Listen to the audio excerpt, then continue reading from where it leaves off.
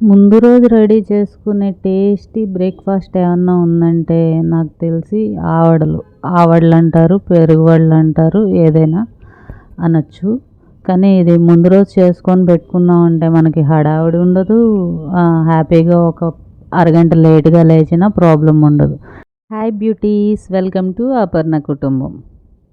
దీనికి కావాల్సిన items, first పెరుగు కొంచెం బాగా మజ్జిగలా కాకుండా పెరుగునే జస్ట్ కొంచెం వాటర్ యాడ్ చేసుకొని చిలికేసి పెట్టుకోండి. అందులోకి అల్లము, పచ్చిమిరపకాయ, జీలకర్ర, కొత్తిమీర పేస్ట్ చేసి పెట్టుకోండి. ఇవి మూడు అంటే మీరు చేసుకునే వడల క్వాంటిటీని బట్టి ప్రిపేర్ చేసుకోండి, అందుకని నేను మెజర్మెంట్స్ చెప్పట్లేదు. సో అవి పేస్ట్ చేసుకొని కొంచెం వాటర్ వేసుకొని పేస్ట్ చేసుకోండి, ఎందుకంటే అది మనం పెరుగులో కలుపుతాము కాబట్టి కొంచెం వాటర్ వేసుకొని పేస్ట్ కింద వేసుకొని పక్కన పెట్టుకోండి. పెరుగులో కొంచెం నీళ్ళు మాత్రమే పోసి మీరు దాన్ని కొంచెం థిక్గా ఉండే మజ్జిగలాగా చేసుకొని పక్కన పెట్టుకోండి.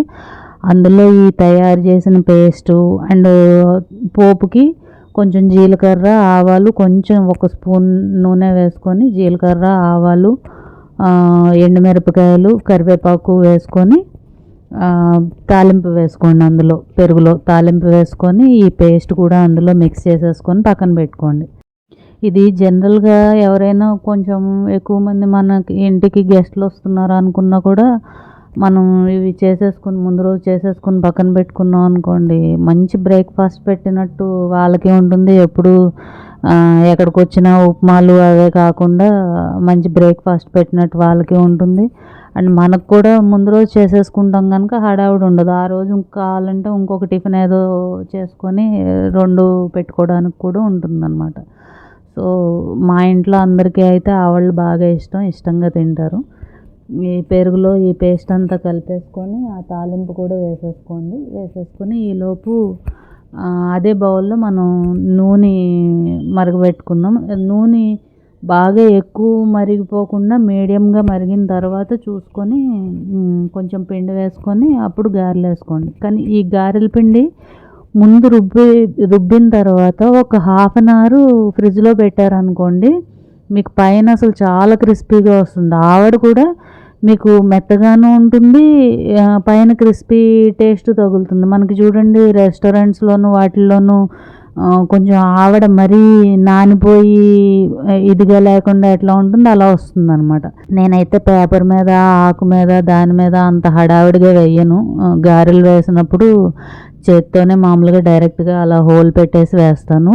పిండి మాత్రం బాగా మీరు కలపాలి సాల్ట్ వేసి. ఫ్రిడ్జ్లోంచి తీసిన తర్వాత సాల్ట్ వేయండి, ముందు సాల్ట్ వేసి పెట్టుకోవద్దు, నూనె ఎక్కువ లాగేస్తుంది. ఫ్రిడ్జ్లోంచి తీసిన తర్వాత మీరు వేసుకునే ముందు సాల్ట్ వేసి జస్ట్ ఒక 5 నిమిషాలైనా దాన్ని ఏమంటారు మనం బాగా కలపాలి. మర్దన చేస్తాం చూడండి, అలాగా బాగా కలిపామనుకోండి, అప్పుడు మీకు గారెలు పైన క్రిస్పీగాను లోపల మెత్తగాను వస్తాయన్నమాట. వీటిని కొంచెం గోల్డెన్ బ్రౌన్ కలర్ వచ్చేదాకా వేగనిచ్చి డైరెక్ట్ కొంచెం మంచినీళ్ళు ఉంటాయి కదా, ఆ మంచినీళ్ళల్లో వేసేసుకోండి. ఎందుకంటే ఈ లోపు మనకి వాటర్ పీల్చుకొని గారె మెత్తపడుతుంది.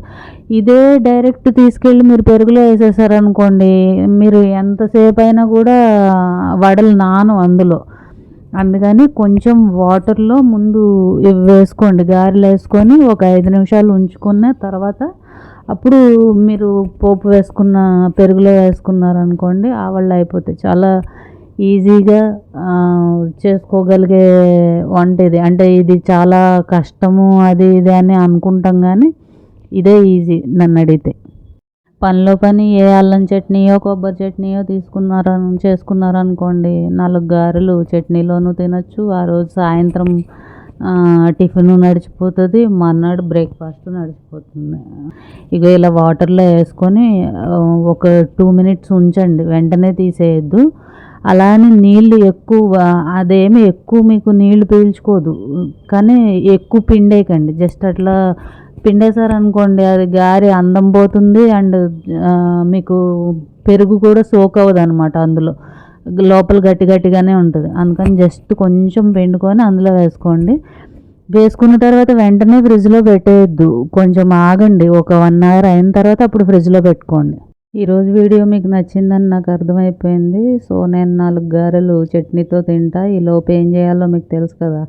లైక్ చేసి, షేర్ చేసి, సబ్స్క్రైబ్ చేసేసుకోండి. Thank you.